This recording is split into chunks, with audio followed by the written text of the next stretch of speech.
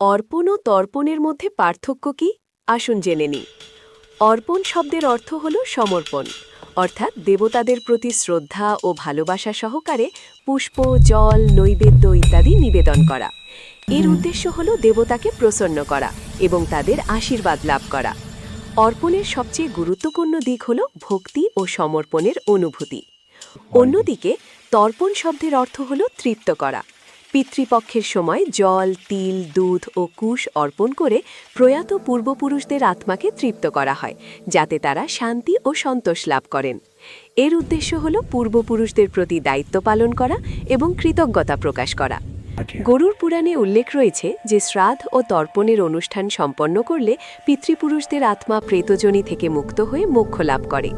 এইভাবে অর্পণ আমাদের দেবতাদের সঙ্গে এবং তর্পণ আমাদের পূর্বপুরুষদের সঙ্গে যুক্ত করে।